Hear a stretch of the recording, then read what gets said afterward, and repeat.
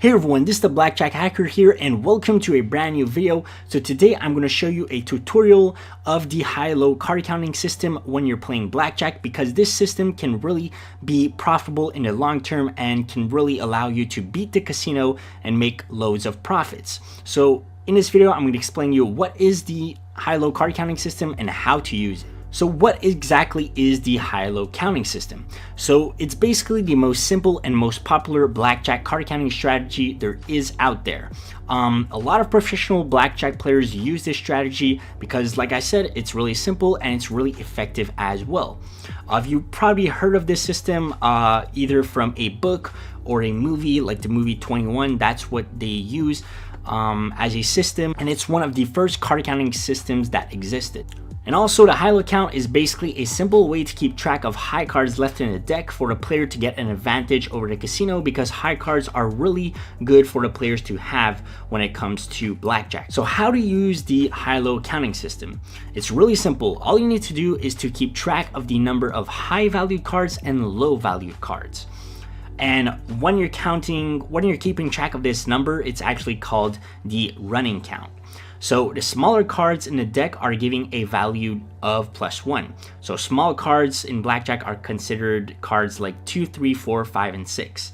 The middle cards, also known as neutral cards, which are 7, 8, and 9, are giving a 0 value. Now the face cards, also known as big cards like 10, Jack, Queen, King, and Ace, are all giving a -1 value to the count. So basically these all have values for a reason, okay? Because like I said, high cards are really good for the players to have and low cards are not good for the players to have, okay? And reason why this is the case is because high cards allow players to get, for example, a lot of blackjacks, and you know that when you get a blackjack as a player, you get paid 3 to 2, so you get paid extra when you get a blackjack.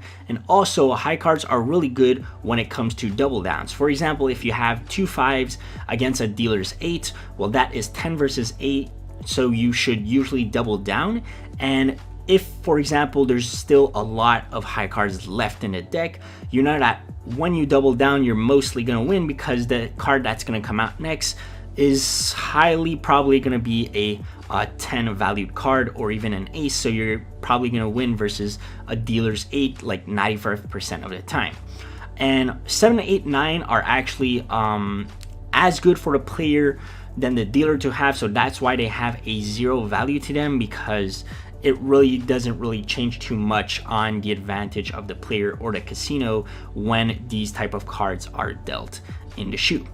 So it may seem a lot for you to understand, so to just really stress things out, I'm going to go inside a online whiteboard and show you a quick example on how you can do this either online or in real life casino. All right, so we're on a whiteboard right now, and this is a screenshot of an online casino.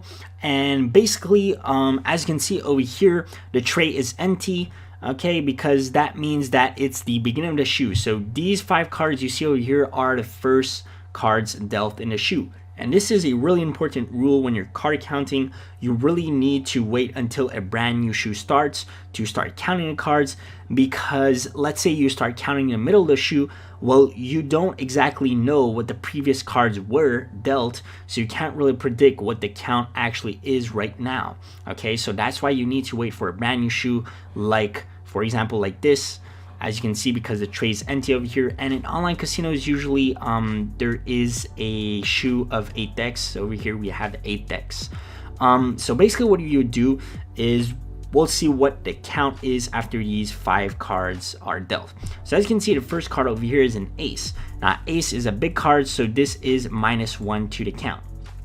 Now 2 is a small card, so this is valued at +1. So right now with the first 2 cards, as you can see, the running count right now is at 0 because you did -1 + 1, which equals to 0. Now let's see these 2 other cards. So this card, which is a 6, is a low card, so +1 to the count. And the second card over here is a 9, and a 9 is a neutral card, so it's valued at 0. So right now your running count, your total running count with the first 4 cards is +1. Why? Because as you remember, the first 2 cards the running count was at 0, but now you added a +1 to the count because there was a low card. So now your total running count is at +1. And last card over here is a 7, which is valued at 0. So your total running count for the first 5 cards is +1. Okay, so really simple math, right, guys? So it's really not complicated. With a bit of practice, you can really master this easily, because remember, you're just adding 1 and -1 every time. So it's really simple. Now, I'm going to go back inside a PowerPoint and show you extra things to take into consideration when you're counting cards. So when do you get the advantage over the casino? So you can get the advantage over the casino and be a profitable player when the true count is +2 or better. Now, what exactly is a true count? It's really simple. True count equals to the running count divided by the number of decks remaining. Okay, so I'll go back to the whiteboard and show you an example of what is the true count on the screenshot that I showed you. So as you can see over here, now to calculate the true count right now, we're going to do running count divided by number of decks remaining. So in this example, as you remember, the running count for the first 5 cards was +1. Now, how many decks are remaining in the shoe? Well, as you know, it's the first 5 cards in the deck that have been dealt only, so there's probably still around 8 decks left. So you're going to do 1 divided by 8, okay? And that's going to give you the true count. Now, 1 divided by 8 is around, I think it equals around like 0.12 or something like that. So it's way far from being a +2, okay? So you're still not in a profitable game, but it's normal because there's only 5 cards that have been dealt. Probably in the middle of the shoe, you're maybe going to get to a point where a true count gets positive, and you can start making bigger bets when the true count gets better and gets in your advantage. Okay, so as you can see on the little chart you have on the bottom, it says that if you have a true count of +1 or lower, the player's edge, you just have no edge still, because remember that Blackjack, when you know how to play, the casino already has a 0.5% edge on you when you have a true count of 0. And every time the true count increases by 1, the player's edge increases by 0.5%. So at true count of +1, now the player's edge is 0%. At a true count of +2, the player's edge is 0.5%. At a +3 true count, 1%, +4 true count, 1.5%, and it goes on and on when the true count increases, okay? Now over here is a true count chart. Now it's just to show you some examples that you can literally get a really big true count like 12, 13, 14, and you can almost literally get a 10% edge over the casino, which is absolutely insane, because remember that most table games that you play, the casino is not even close of getting 10% edge on the players, okay? Usually the table games average from 1 to 5% edge on the players. So imagine you actually reversing the roles and getting up to a 10% edge when you're playing blackjack versus the casino. Like, that is crazy. It rarely happens, but you can sometimes, if you get a really good shoe, you can sometimes get results like this. Now, another important rule when you're counting cards is to learn basic strategy. Now, basic strategy, it's really simple. It's basically a chart that tells you exactly what to play depending on what hand you have versus a dealer. So for example, the basic strategy chart over here tells you, for example, when the player has a 13 versus a dealer's 3, you need to stay. If the player has an 11 versus a dealer's 8, you need to double down. Every time you have aces and 8s, you want to always split them regardless what the dealer's up card is.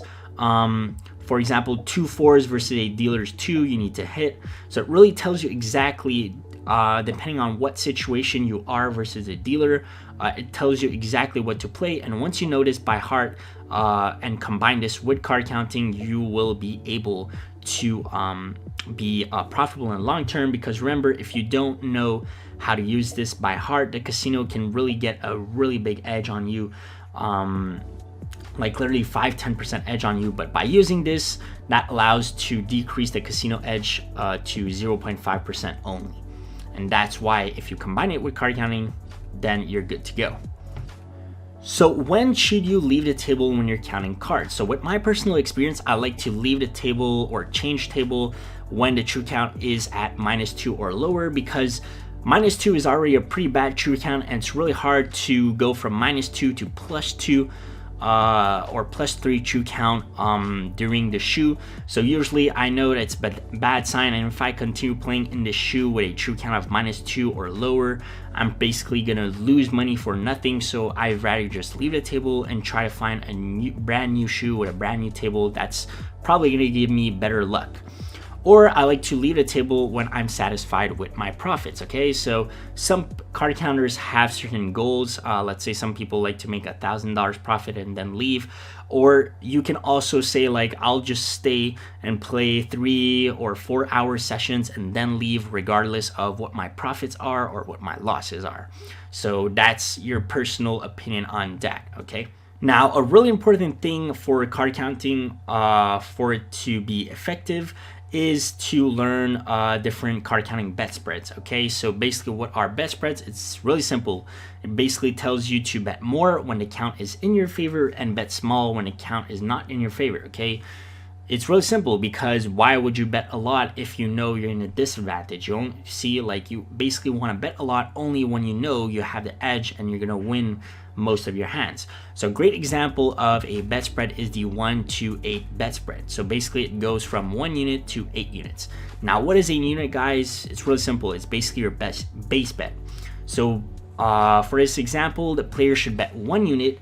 Let's just take the $10 example, okay, as your base bet. So he should bet $10 at a true count of +1 or lower. He should bet 2 units, which means $20 in this case, at a true count of +2. He should bet 4 units at a true count of +3, and 8 units at a true count of +4 or higher. So as you can see, the better the true count is, the higher you can bet, because you know that at a true count of +4, +5, +6, you're mostly going to win most of those hands, and that's why you want to bet big. And for example, the true count is at -1, well, you only want to bet $10 because you know you're going to lose most of those hands. And last but not least, to really master card counting and be a professional blackjack player, you need to practice. Okay, it's really important. Okay, it's not the easiest thing to do. Anyone can learn it, anyone can master it, but it needs some time and practice for sure. So before going to your local casino, try to practice at home and master your card counting skills by carrying a deck with you. You can buy a deck to the dollar store, and literally what you need to do is to count the entire deck, like shuffle the cards and then count the entire deck. And to know if you counted the cards well, at the end of the deck, it should arrive at a running count of 0, because remember that in a fresh new deck, there's as much low cards and high cards in one deck. So that's why the count should arrive at 0. And usually what I recommend before actually card count in your local casino or in online casinos, you should be able to count an entire deck under around a minute, or even people who are able to count between a minute and a minute and a half is still pretty fast. Because remember that dealers in real life casinos, some dealers really deal a fast card, so you don't want to get mixed up, and you want to keep track of the count and then just not get mixed up. So that's why you really need to practice a lot and really count cards fast to apply it effectively in online or in real life casinos. So this was pretty much it, guys. Make sure to like and subscribe. I will really appreciate it, because there's amazing content coming, more card counting tips for you guys, because my goal is to help you just not be a regular gambler and lose all your money. No, like, gambling is fun and all, but it's really nice to leave with profits, okay, not lose. So this is my goal for this channel, is to teach card counting to you guys, for you guys to have fun while gambling and also be a profitable player, and why not maybe make it a side job or maybe a full-time job. So yeah, hopefully you enjoyed, and see you next one, guys. Bye bye.